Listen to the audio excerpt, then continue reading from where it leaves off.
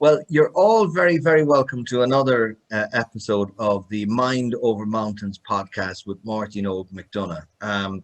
And we have a very good, very exciting group of business leaders with us today who will be chatting about how the year has panned out for them, or the year and a half as we are at the moment, from both a professional and personal standpoint. And we've been doing these for quite a few weeks now, Máirtín, and we've been hearing great stories, really, of a lot of business leaders who have kind of brought their businesses through adversity, but also have looked at their own challenges and how they've come up with great ways of progressing in their lives from, introducing practices like lying on beds of nails to just the daily walk or the daily run. It's been refreshing to hear what people have done and how they've inspired their teams as well throughout all that time. But as always, Máirtín, I'll start with yourself, and then I'm going to go across to we have Tom Cotter with us, Brendan Hennessy, we have Dermot, Daly, Lindsey Adams, and we have Gina Murphy. And I'll be chatting to each and every one of these guys about their businesses in a little while. But let me talk to you first of all, as we always do, Máirtín. First and foremost, how are you this morning? Good farm, Brendan. Yeah, good farm. Good. You talk about balance every week, Máirtín, and it's always interesting for me to dip back into your own personal life, because you're a man who had multi-million businesses, not just a business, but multi-million businesses up to the year 2008, 2009, during that time, and the huge crash. And you saw, as you tell us, so much adversity through that crisis and losing those businesses, and also a major health scare over the last maybe 2 years, we'll say now, where you had to have several stents put in. So with your coaching business at the moment, I feel, in a very unique position to talk about balance as we see it. But just to let the listeners know as well, another facet of what you do at the moment is that you coach business leaders in groups, and that correct in terms of summit leaders. So maybe you see constantly balance or lack of balance in business. But can you talk to us a little bit about why balance is important? Well, thanks, Brendan, and I'd just like to welcome everybody again on the podcast, and thanks for taking the time to come on. Two things: don't be nervous, and you're not getting paid. So after that, everybody relaxes a bit. The importance of balance, of course, Brendan, I couldn't stress it enough, because I was that individual who was totally in the fast lane, running two very big businesses. And the businesses became a monster, really. They controlled me. I didn't control the business. And it took over every facet of my life. My children were growing up. I didn't really know them. My wife, we divorced eventually. And the whole thing became a monster. And that can happen. Success in business does that to some people, not to all. So I'm intrigued with, since we started this podcast, that to listen to people and how they're coping themselves. I know we put a lot of emphasis on, and people love to hear how they're coping within their businesses and how are they coping with their staff and their clients. But I'm hugely interested in how they're coping themselves. And you made a very important point there. Like, the idea for this podcast, guys, I haven't spoken to anyone of you before this, which is unusual. Usually I'd have spoken to a few. But the idea for the podcast came from a group that we've set up at MindOverMountains. We refer to them as summit leaders, where we'd have 5 or 6 people who come together, like yourselves here, but they come regularly on monthly basis, where I facilitate it, and they talk about their businesses, they talk about their relationships or whatever, and they talk about their well-being. And it's very interesting, because in the beginning, it was set up in such a way that I thought I'd be doing a lot of coaching and mentoring. But as it's turning out now and we're getting into it, the guys are actually mentoring themselves as well. So it is quite interesting. I find that in the last couple of months, especially, where people were putting a lot of emphasis on keeping their businesses afloat, and some of them reinventing themselves, there is a huge appetite out there now for business leaders to actually look at what they're doing themselves personally and how can they can improve their lives. So it's very interesting, Brendan. And the notion of balance. We'll be chatting to each of these guys in a minute in terms of how they find balance. But what do you mean by balance, and how does a person achieve balance within his or her life? Well, we designed a course there, Brendan, called Navigating Your Pathway, and that's probably the best example I could give you, where people who sign up to that online course, I get them to go up in a virtual helicopter and just to look down at their lives and to see where they're spending most of the hours of their weeks and their days. And sometimes all you have to do to some people is just show them that, and they begin to say, Mother of God, I'm totally devoting 80% of my life to this part, and I'm actually leaving a lot of the other part out. So that's why I think that balance is very, very important. It's crucial, actually, because I find if for people to perform at their best, you really need to have that balance. And it's a tricky one. It's very hard to get it right. And I was there myself to find the balance of, keeping your business going, being there for your employees and being there for your customers as well and your clients. And then you have your family and your own relationship. And then you have your own well-being as well. So it is a very delicate balance to get right.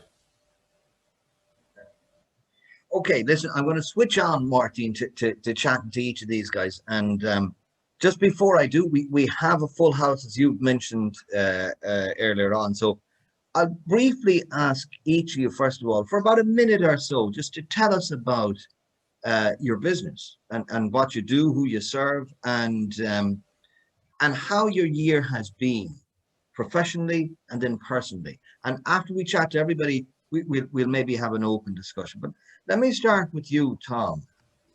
So Tom Cotter of OceanYa. Now, tell us about your business, what you do, Tom, and then tell us about yourself. Thanks, Brendan.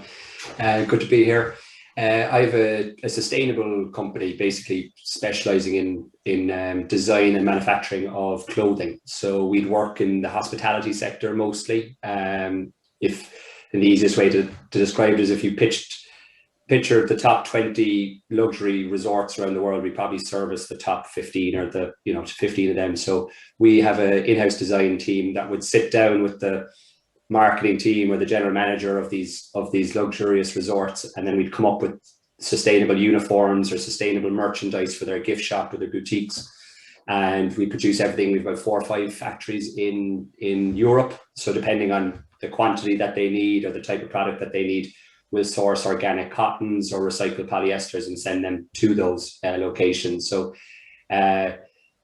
you can imagine in the last 18 months, we have had all of our clients go from fully operational to every single order just being, put on pause, not cancelled, which was the only kind of saving grace for us. It was things that started, there should have been sold to them last March, were pushed back to June, then pushed back to September, and they're all starting to come back to life now. So that's there is light at the end of the tunnel.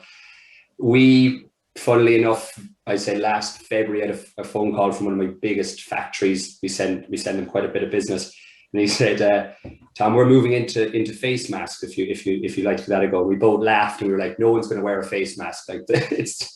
But let's see if there's any interest. And I circulated the face mask concept to a couple of our clients, and I think there was one weekend on a Friday, one of our biggest clients, they ordered 50 masks. Within, like, this is how funny like the world was at the time. Sure. 50 masks, came back to me about 2 hours later saying they wanted 1,000 masks. Right. By Saturday morning they wanted 5,000 masks, and by Wednesday they needed 20,000 masks. Right. So it was just the speed at what this rolled out at, you know. So huge problems in the whole, this is such an important topic for discussion, like the self-awareness piece of balancing your life, and I don't think we actually shed enough light on it. And I definitely talked to a lot of my, I suppose, people that I've networked with over the last number of years. We all struggle with it hugely, finding that balance, and it ebbs and flows throughout the course of the year or your life. And I'd say the first 6 to 9 months of the pandemic were crazy. I wouldn't go back to it for all the money in the world. But since kind of September to now have been a bit better. So yeah. Yeah. Okay. So what made it better? Do you mind me asking, Tom? A few things. We had our first child, so we have a 7-month-old. So I think myself and my wife, I'm 31, so I think we're probably the least affected of all this pandemic. That's my personal opinion. I feel sorry for people from say 16 to 25. I think that was a really difficult time. They should be out enjoying college, living their life, having fun. Or people who have say 4 to 14-year-olds at home, incredibly difficult for those people to entertain children, teach them. Whereas I've been blessed, you talk about balance. I would have literally we have a team of about 14. So I would have had an office full of 14 people that I've got to go into every day for 60 hours a week after 2 weeks of the child being born. And I haven't been back to an office yet. So I've been really, really grateful that we've been able to spend that time with the family as kind of in those early days. Mm-hmm. I see. Okay. Gave you greater family time, which is very important, no doubt about it. Let me turn to Brendan Hennessy of Spark. Tell us about your business, Brendan, and then how the year has been for you. Hey, Brendan. Yeah, thanks a million for having us on this morning. So Spark, we're a product development company. I guess there's 2 areas to our business. So we're building our own internal culture product at the moment. And then on the other side, we actually serve technology customers as well, where we build third-party custom software. So anywhere from large-scale enterprise customers right down to startups or non-technical founders as well. So we actually, we're only 9 months old.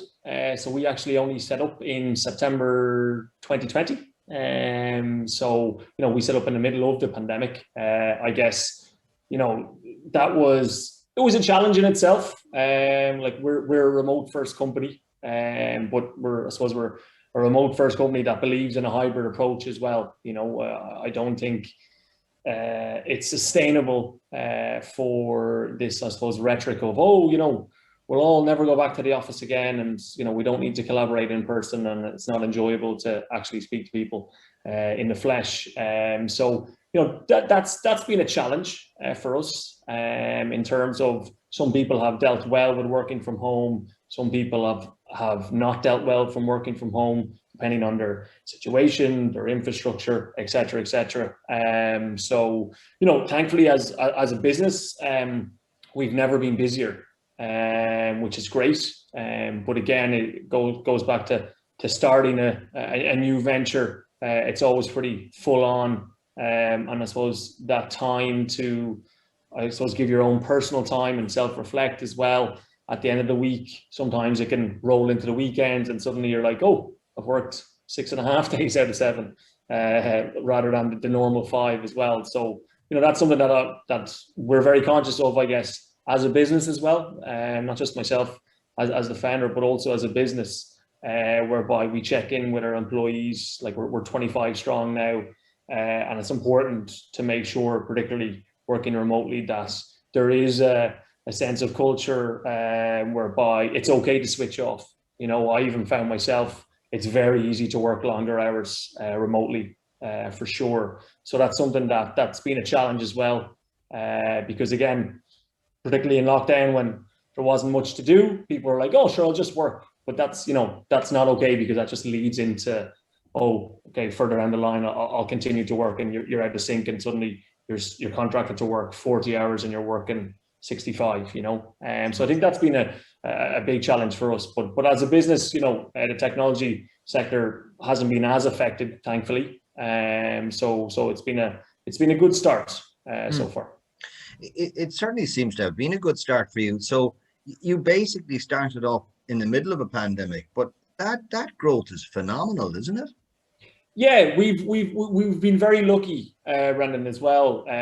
We landed a couple of big customers early on, which always helps a startup, right?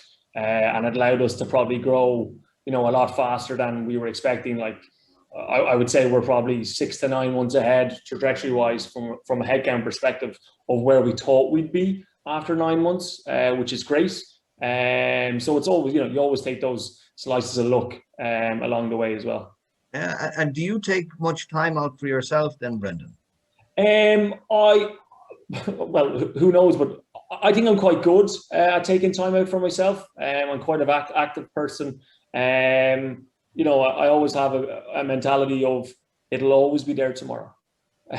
Regardless of what you're tackling or what task you have, there'll always be something else that you could work another 2 hours on, but it'll still be there tomorrow as well. So I'd be quite good. I'm quite a disciplined person, I think.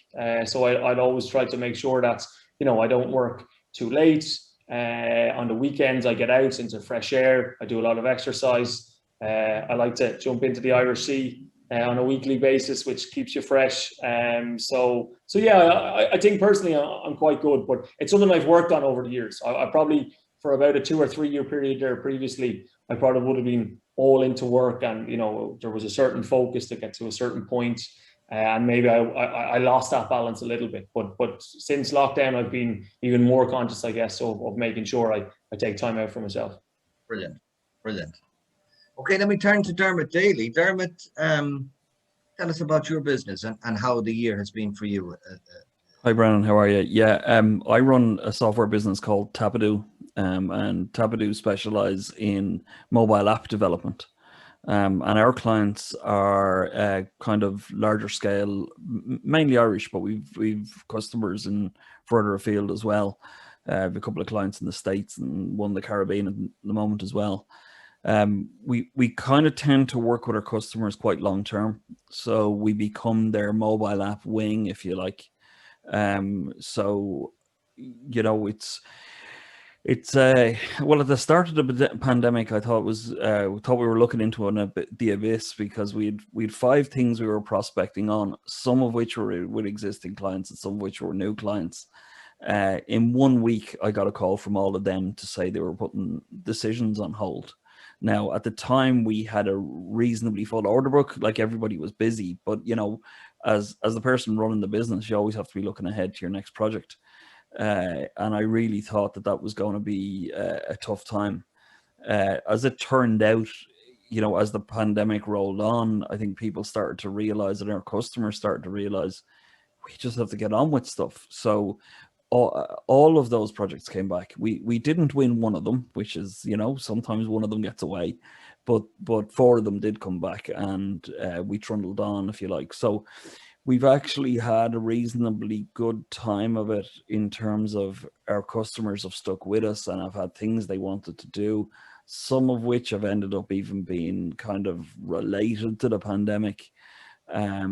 So it's probably been a little better than it looked at the start of it, is probably the best way to put it. From a team perspective, we more or less ran for the hills the day that Leo made his announcement. So we just kind of shut up shop and said, like, everyone just grab your laptop, head home.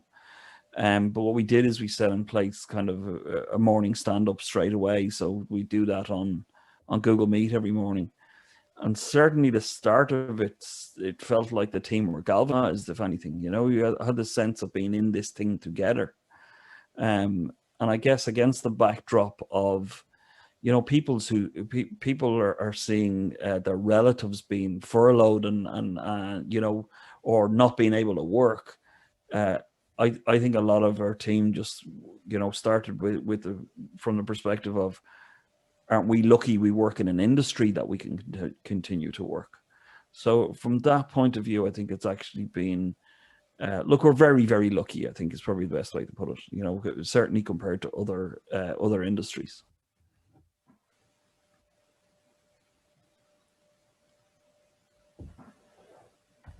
Sorry, for you personally, Dermot, was there anything you introduced into your own personal routine that was different from before COVID that you feel helped you a lot? To be honest, I think it almost went the other way. I guess I had a commute into work. I never took the car, I took public transport, but there was a walk from the bus stop to the office, and then at lunchtime we were in a bit of a habit of going for a walk. And if anything, I found the level of exercise I was getting in had got worse, really bad over time, in the sense that, you know, it became very easy to stay inside because of pandemic restrictions and so on. And then before you know it, you start to realize, hang on, I'm going from, you know, the bedroom to the kitchen to the home office and nowhere else. Now, in the last couple of months, I've actually, you know, had to kind of kickstart myself and say, get out every night, even if it is only for 10 or 15 minutes.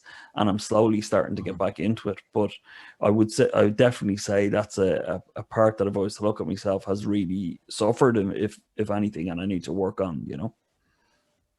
Okay, great. Let me turn to Lindsey. Lindsey, how are you? And tell us about your business and your year as it has gone. Thank you so much for inviting me on. This is really interesting. Like I'm getting to learn loads, which is brilliant. So my name is Lindsey. I am the founder of a company called Daly Madness. We are a 2D animation studio. We create animated content for television. I founded the company back in 2015, but I didn't actually launch the studio until late 2018. So we're only really a functioning studio for about 2.5 years. So when I started the business, I think one of the main things in the entertainment industry is it is quite an intense industry, and an awful lot of people working in it do suffer from burnout, very famously. And when we started Daly Madness, we really wanted to combat that and figure out different ways of doing production that actually do work for a work-life balance. When COVID hit last year, I would say financially, it hit us pretty badly. We didn't really pick up speed again until April this year, but from an infrastructure and business perspective, the animation industry is already used to remote working and remote setups. So actually the transition was very, very quick. Within 24 hours, we didn't break pace in any way, shape or form when we were producing our work. So it had gives and takes.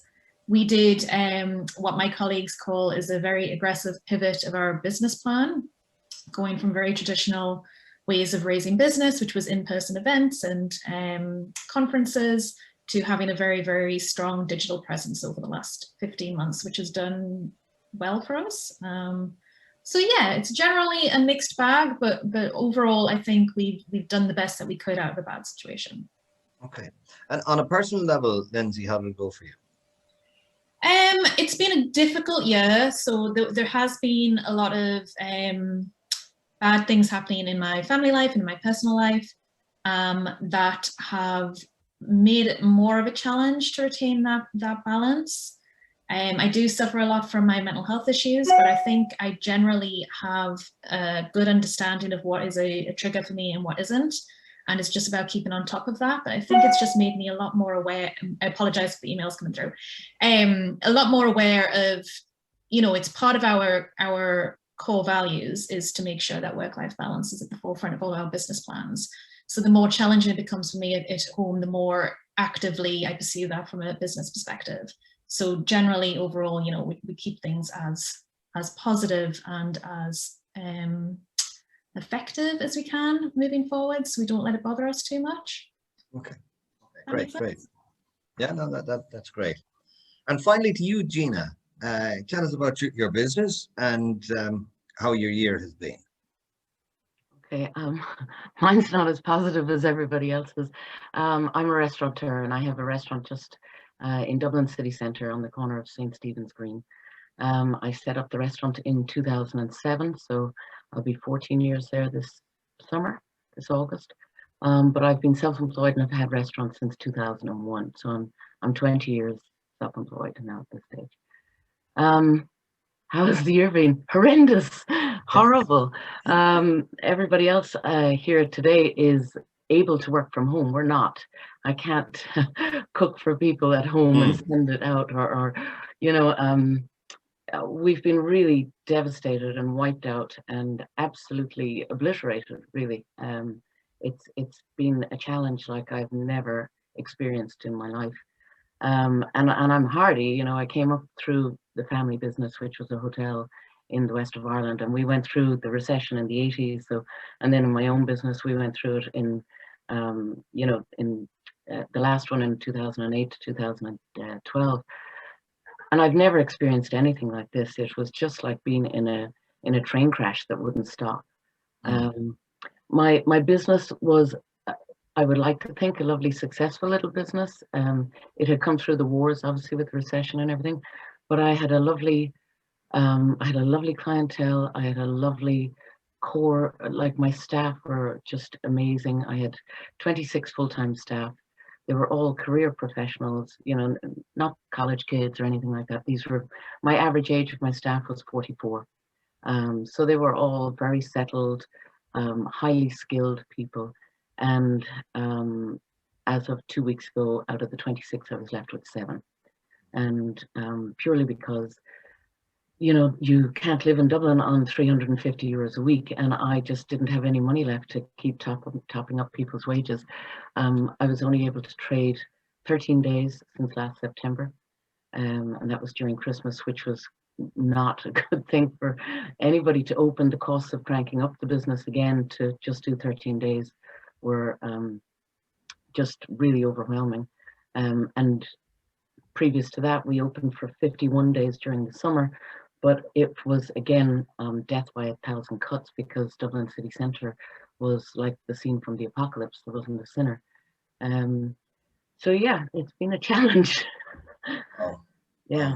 Yeah, that is tough. And yeah, throughout this series of podcasts that we're doing, Gina, we've been talking to a lot of business leaders who were remote ready, but that is just not the case for the restaurant industry. How could you cope with that on a personal level, or how did you cope with it on a personal level? How did you Well, manage? I'm fairly thick-skinned, resilient old hack, I think, at this stage. I'm one of 7 kids, and our dad died when we were very, very young, and my mum was left widowed at 36 with 7 of us. And she took his life insurance money, and never having worked in a hotel before, bought a hotel in our hometown. And so we grew up in a hotel. So we were always just very adaptable and adverse. And, you know, we never made pocket money. You had to work for your money, you know. And I think she taught us skills that were very commendable. And that was resilience, and how to find other ways around things, and, you know, not giving up. That was the biggest thing. So what did I do? I mean, to be honest, in February last year, I was working in the restaurant one night, and the restaurant was packed, and my core business Monday to Friday would have been very corporate and business orientated. Everybody was in suits. My restaurant is right beside the Department of Finance. You know, my back wall is the Taoiseach's back wall. So I'm really in the heart of government and all the multinationals and internationals.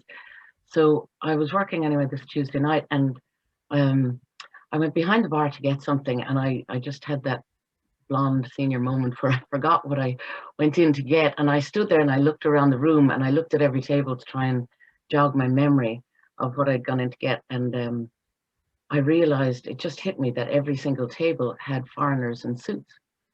And at this stage, the virus was in the ski resorts in Italy, and it just hit me that, oh my God, I'm in trouble here if this starts to spread, and they stop travelers and they stop international travel.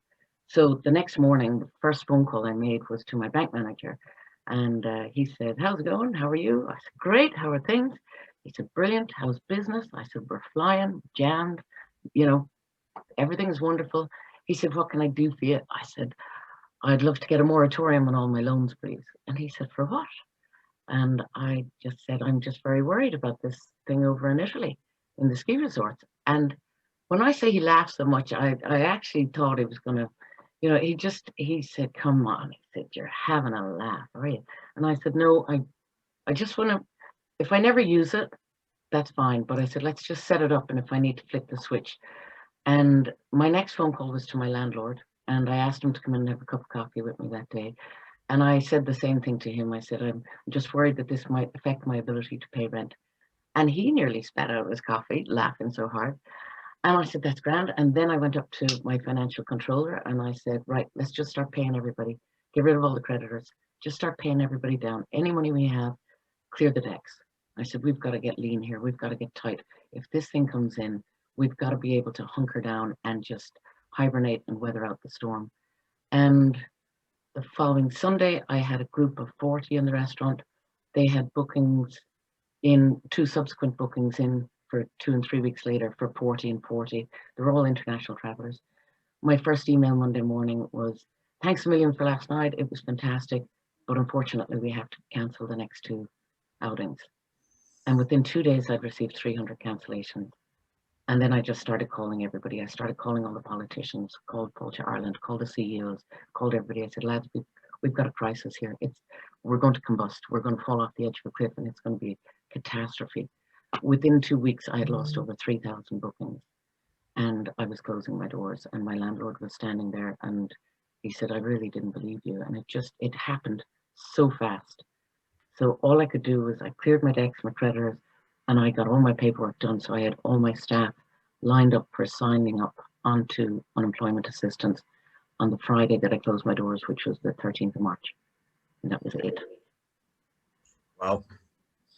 Wow. And you would have to say, Gina, you were kind of fast off the mark, and the hunkering down was a great mechanism to plan and get ready for the year ahead. But it just went on and on and on and on, didn't it? Mm-hmm. So where does it leave you now? Is there, how hopeful do you feel at this point? I'm still very nervous about it. I'm positive, but it's added 8 years minimum to my plans for my life. You know, my savings are gone now. My pension is gone. Any monies that I had have gone in to sustain the business. You know, I wasn't in a position to pay rent for the company. My landlord has been amazing with me. He's been really so kind. No, that's not to say I don't owe him the money. I will have to work something out, but he hasn't put the pressure on me, and he's been very considerate. And you know, but I'm very nervous. I've written to every politician. I've tried to get the scenario of restaurateurs and their wonderful staff out there, and I've fought to get it into the press and into the papers to let people know what's actually going on. And all these wonderful people that are employed in my industry, their lives have been devastated. And I think that's something that's happened, is that some people's lives have been inconvenienced, and you have to work from home and maybe mind your kids. We've had our incomes wiped out. We've had no income for 15 months. You know, so even getting the CRIS grant, the CRSS, I mean, that truthfully doesn't cover my rent. It doesn't cover my fixed costs of staying closed. You know, all these things that people don't realize. You know, I've got to keep up security, alarm monitoring, insurance, broadband, my phone lines. I've got to keep my phone numbers. I've got to, all these costs that are associated. I've gotten my moratoriums on my bank loans, but you know, I could only get 2, because if you get a third one, it affects your credit rating, and then you can't start up again because you need your credit rating. And then there's all the life insurance policies that are tied to all the loans. So they can't, if you default on them, it's deemed a default on your loan. There's all these other things that people don't realize. And what I've tried to do is get that out there into the public realm, so that the people who make decisions, those in politics, make informed decisions and understand our industry and understand the predicament, because I truly believe we're in an integral part of this society. And if we didn't have hospitality, you know, it would be a very sad, dull, dreary, and void type of environment in which we would live in. I mean, we're born to mingle and share stories and share experiences, and a huge part of that, if you examine, you know, your lives pre-COVID, it all happened in and around, you know, culture and hospitality and the arts, and you know, all these sides to our society that have sadly not been allowed to operate for the last 15, 16 months. Máirtín, I might turn back to you.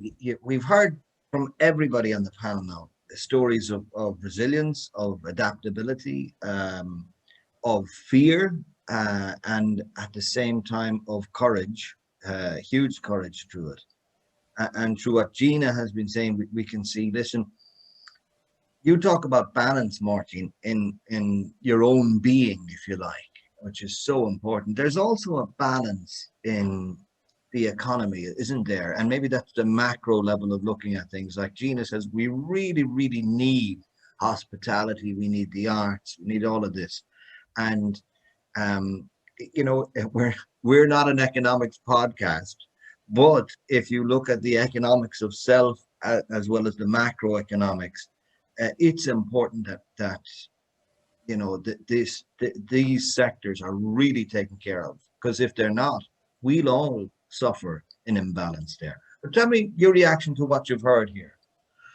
Well, once again, Brendan, it's been unbelievably insightful, and you know, I know if I had a podcast 12 years ago with, you know, this scene's gone on and that, and if I had a somewhat leaders group like I have myself now that I could get involved in and just talk to people about the issues that were going on. Just listening to Gina there, she was literally turning a knife in my stomach, because I had a lot of that similar stuff myself in 2008 and 2009, where there was no supports whatsoever. And I lost everything. I lost my identity and I lost everything. But that's for another day's discussion. But then the other side of it was, you know, the guys who are doing well and who have, you know, the pandemic has not been bad to them. And they've turned their businesses into money-making businesses. But everybody is dealing with different levels of stress. And that was coming out a lot today, and how people were coping with all that. So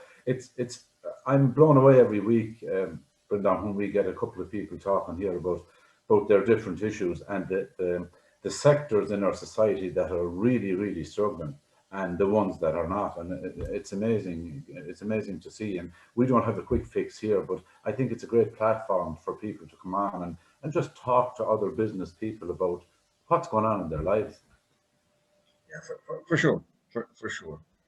And just to finish up, let me finish with an open discussion and see where we go on this in terms of what would we like to see over the next year or so, maybe in your own business and in your life, and where do you want to see it go? Let me start with you, Dermot, on that.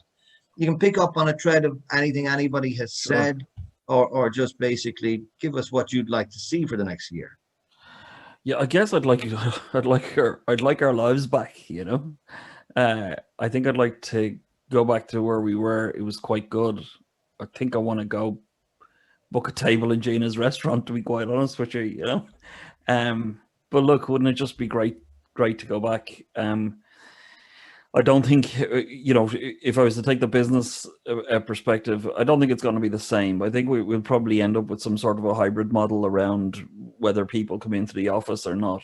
I've noticed some of my staff seem to be quite happy at home, and that's fine, you know, because we haven't lost any productivity. So I think Brendan might have touched off it. It is good to get together to collaborate and all that sort of stuff. So we've held on to the office, and we will go back to it. But what am I looking for? I'm looking for to be able to go to Croke Park and watch a football game. I'm looking to be able to you know, go to the kids' games at the weekend and not spend, you know, not be 2 meters away from other parents and so on. Mm-hmm. It's those are the things that have affected us. It's a societal thing. It's how we interact. It's how we enjoy ourselves that is really, really being curtailed for everyone. I just want to go back to having a good time. Having a good time. Yeah. Lindsey? Yeah, I would say in terms of animation, we're a very, very sociable group and a very collaborative group. So the crew have been very vocal in that they want to be back in the office as soon as we can humanly be back in the office. I think what we're going to go for in the next year, we're hoping to get back indoors Q1 of next year. And we are doing a hybrid model. So Monday, Tuesday, Friday in the office, and Wednesday, Thursday becomes a no meeting day, where people have the option to work from home if they want to, or they can still come into the office if they want to try and make it a little bit more flexible. We're also going to be introducing flexi time, so that public transport, because the majority of my crew come on public transport and don't drive into the city centre, to make sure that they're being as safe as possible. But the main thing that we're doing next year, which I actually really am quite excited about, is we've added in a year's worth of Daily Madness bank holidays, which is extra time off next year for recharging and reconnecting with our friends and family. Because as much as last year was survival and this year is rebuild, it is still heads down trying to keep ourselves afloat, whereas next year things should stabilize, and hopefully if socialization is back and we are able to travel again and see people again, I really want my crew to have that time to rebuild the relationships that they've kind of lost out on the last 2 years. So next year we're having many more bank holidays. I think it's 35 days paid holidays next year, just to make sure that everyone has a chance to rebuild their lives a little bit in better circumstances than this, because this is still, everyone's still head down survival mode. Any time off now is still about survival. So I really want it to be about enjoyment next year, which is our main thing. Great. Thanks, Lindsey. Brendan, let me turn to you. Your hopes for next year? Yeah, just first and foremost, Gina, like both my folks are restaurateurs, so I can definitely sympathize with you. And I've been in your restaurants, Hugo's, many times, and it's fantastic. And I will definitely be back there once we get open as well. So so fair play to you. I guess from our side, you know, kind of similar a little bit to Lindsey as well. Like, you know, I started a company whereby I wanted to build a company that had all the good things from all the previous organizations I've worked in, but also change the stuff that I didn't like. So like, for example, in Spark, we have unlimited holidays. People can work from anywhere in the world for as long as they like as well. But it's an unlimited holiday sounds great, and it's kind of a common thing actually within the technology industry. A lot of companies tend to do it, but the statistics show actually that not a lot of people actually take, say, your 20, 25 or 30 days holidays, even though it's there. So, you know, we're going to ensure that people, you know, over the next 12 months really hunker down and, as Lindsey said, you know, get a chance to rebuild those relationships, travel to those countries that they want to, meet those friends that they haven't seen in 2 years. So, you know, that's something that we're focused on. And I think from a business perspective, you know, Dermot touched on it already, you know, just getting back to getting back into the city, getting back into meeting customers, meeting potential clients, you know, colleagues as well. We have a shared workspace in the city centre where we hot desk, which is great because you can kind of go in and out whenever you want. But I think, you know, for us, it's just making sure that we look after our employees and make sure that, you know, they're not overworked. I think within our industry, there's a big burnout. People change jobs, you know, roughly every 18, 24 months. And there's a number of reasons for that. But burnout is one for sure. And even the internal product that we're building at the moment, it's actually to address that as well. So I think for me, it's just getting back to normality. I know last Monday we kind of semi-reopened, and I live close enough to the city centre, and I said to my partner, we'd potter in to the city. I was just interested to see how busy it was going to be. And I went in, and it was a bank holiday, of course, so I think a lot of people had left Dublin, but I pottered in, and I was surprised with, it wasn't quiet, but I was surprised with, I suppose it wasn't jammed. So we got a table anyway in a restaurant, and we sat outside and the sun was shining, and we had a quick starter and we had a drink, and I said, gee, this is nice. This is kind of half normal. And then we got up and we headed back, you know, but I guess it's just getting to build on stronger relationships in person, because it's great to do stuff like this online for sure, and you can make connections, but for me it's just not quite the same, making those connections and building that trust face to face. Thanks, Brendan. And Tom, for you, your hopes for next year?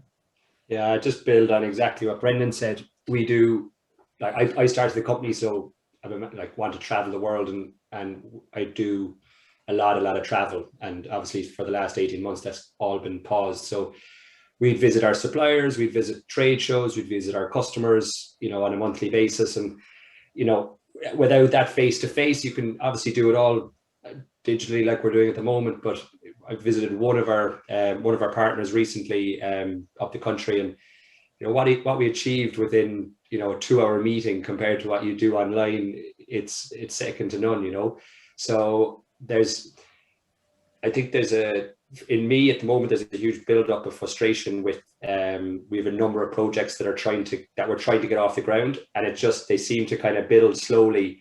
Whereas if you could actually just get on a plane and go visit someone, sit down face to face, get it across the line, you'd speed it up exponentially. So I'm hoping that I'm not one of these people to jump on a plane straight away. I'm quite cautious with this, especially with the young family and stuff. So ideally Q4 this year, albeit that everything keeps going in the right direction, that we can get our team, get myself out to meet some of our suppliers and look at kind of building the company. So yeah, I think it's a massive return to normality, and hopefully we can take off with the business wise where we left off last February. And Gina, I'm going to give you the last word on this podcast for your hope for next year. Wow, thank you. And it's been wonderful listening to everybody else. And I did a bit of Googling, by the way, before we came on the podcast to look up all your companies, and they're really impressive. And just to say, Lindsey, Nora Patton, who you did a little video of, is from my hometown. So I was very impressed with that. What do I hope? I hope that we start getting back to some kind of level of normality. I want to get back swimming. I haven't swam in 16 months because I didn't live within 5K of the sea, and I couldn't go to the gym or anything. So not the gym, but I am a swimmer. I'm a lane swimmer, and so this week is my first time going back in the pool, and I'm really excited to get rid of this COVID stone.